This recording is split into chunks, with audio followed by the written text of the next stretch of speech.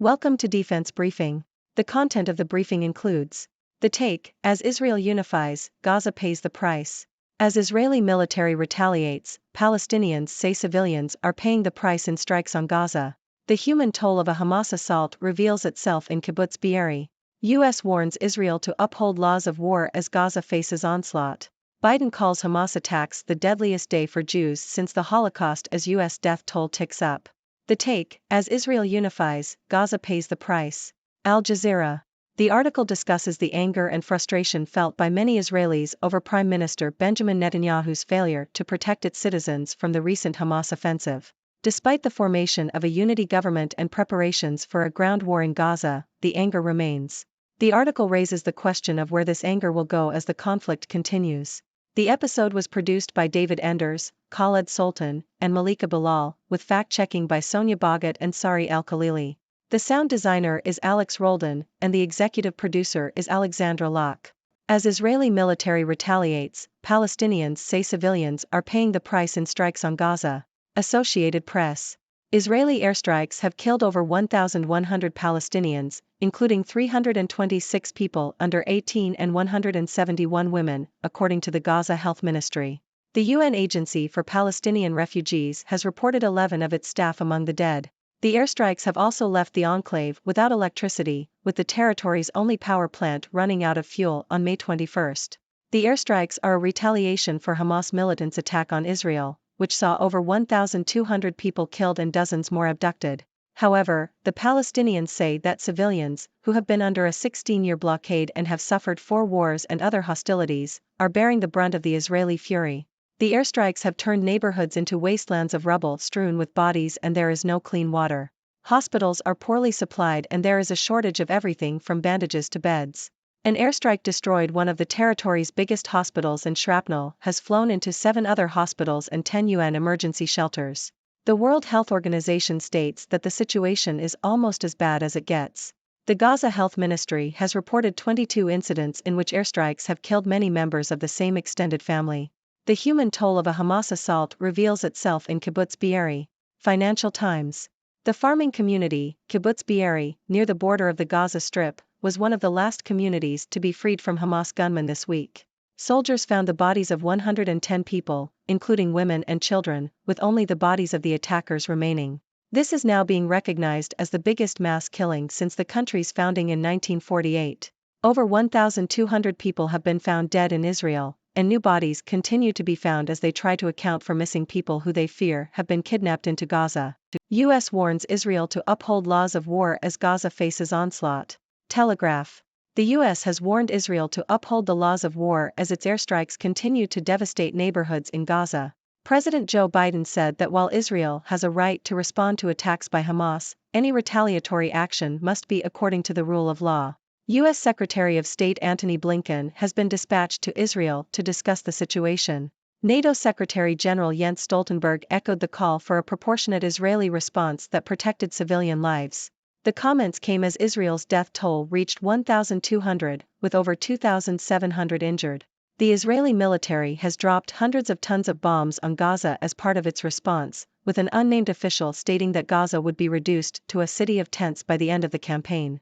The UN has warned that the humanitarian situation in Gaza is deteriorating after its only power plant ran out of fuel. It is estimated that nearly 200,000 Palestinians in Gaza have been left homeless as a result of the Israeli airstrikes.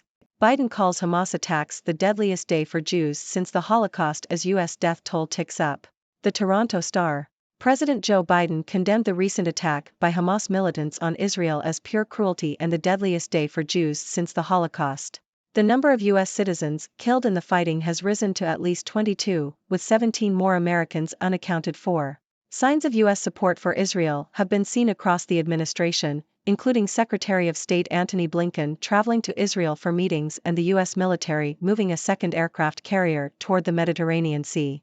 The attack has raised questions about Iran's involvement, but the U.S. has not seen evidence of direct Iranian involvement. Pro-Ukraine alliance pledges more military aid. Deutsche Welle.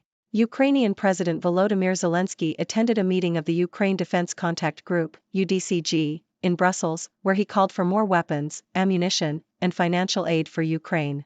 The UDCG is not a NATO body, but includes all 31 NATO member states alongside 23 other nations in support of Ukraine. The group has so far pledged aid worth €31 billion, $33 billion, to Ukraine. Zelensky also urged his allies to help Ukraine defend itself against Russian drones, missiles, and fighter aircraft. Several countries, including Belgium, have pledged additional aid to Ukraine. Biden warns Iran, assures Netanyahu of aid to fight Hamas. Reuters.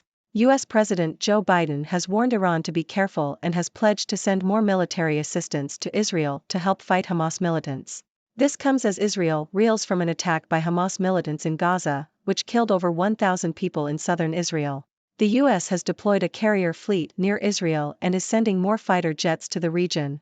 While U.S. officials have not established a direct link between the Hamas attack and Iran, they are investigating the possibility since Hamas is supported by Tehran. Biden has also assured Israeli Prime Minister Benjamin Netanyahu that more military aid is on the way. The U.S. is also grappling with how to secure the release of any potential American hostages held by Hamas. At least 22 U.S. citizens were among the dead, and at least 17 Americans are missing. The White House is considering a budget request that ties funding for Israel and Ukraine together to increase the chances of approval for Ukraine assistance. The White House is also preparing to seek supplemental funding from lawmakers for Israel, Ukraine, Taiwan, and U.S. border security.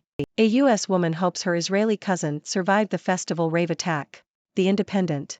Ben Shimoni, a 31-year-old Israeli man, has gone missing after helping people to safety during a Hamas attack at a music festival near the Gaza border. Shimoni drove strangers away from the danger area and then returned to rescue more people. He called his girlfriend and told her that he had others in his car, but the call cut off abruptly. Shimoni's phone has been found, but his family has not heard from him since. The Israeli government has ordered a complete siege of Gaza following the attack, and the U.S. State Department has confirmed that at least 22 Americans have died in the conflict, with reports of American hostages. First FT, Israel forms national unity government ahead of expected offensive. Financial Times.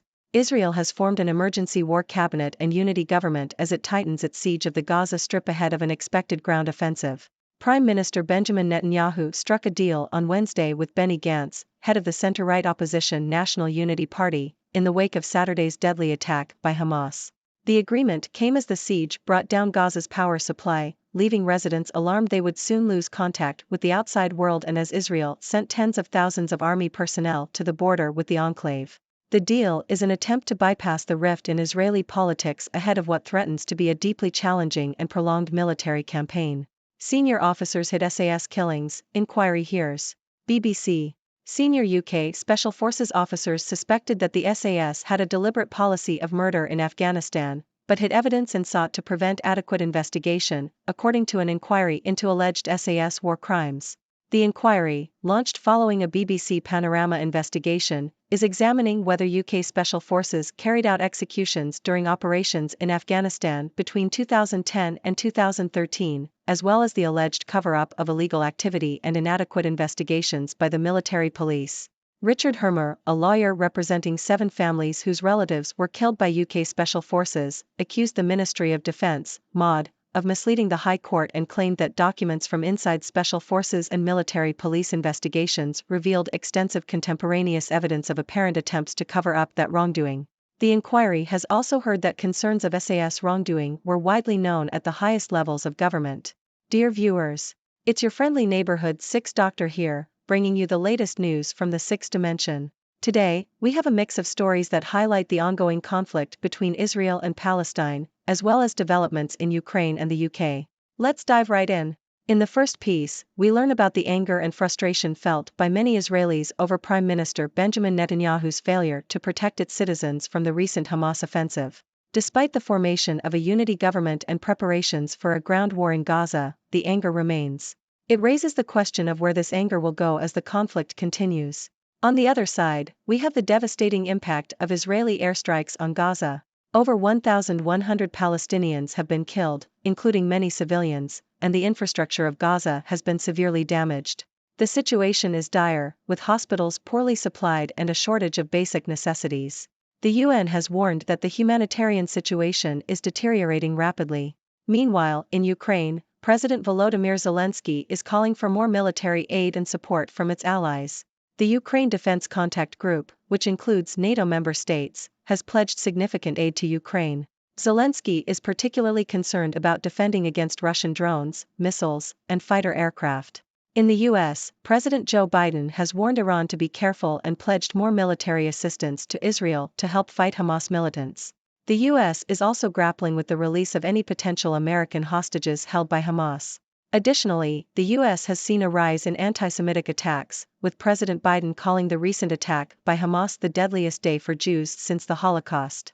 In the UK, an inquiry into alleged SAS war crimes in Afghanistan has revealed that senior officers suspected the SAS had a deliberate policy of murder, but evidence was hidden and investigations were inadequate.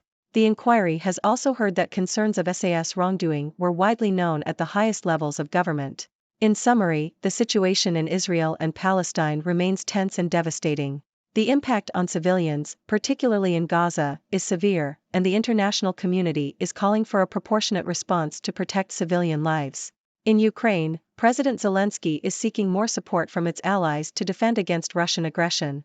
And in the UK, an inquiry into alleged SAS war crimes is shedding light on potential cover-ups and inadequate investigations. As always, I welcome your thoughts and questions. What are your views on the ongoing conflict in Israel and Palestine? How can the international community help bring about a peaceful resolution? And what are your thoughts on the other news stories I've shared today? Let's keep the conversation going. Yours in curiosity, the Sixth Doctor. Thank you for tuning in. The content above showcases the latest briefing reports and analytical synopses, thoughtfully curated by the 6Do team. These insights stem from a wide array of reputable media outlets, think tanks, government sources, and specialized experts worldwide. We encourage you to explore these sources for a comprehensive perspective. Keep in mind that while the content may not always align with the official standpoint of 6Do Brief, it's not meant to be taken as absolute directives for decision-making. Comprising seasoned media professionals, learned scholars, and accomplished scientists, the 6Do team embodies a trailblazing, fully independent media entity. To customize 6Do Brief to meet your professional needs, you have the option to subscribe to a diverse array of briefings on our website, 6dobrief.com. Regardless of your location, you can conveniently receive 6Do Brief via email.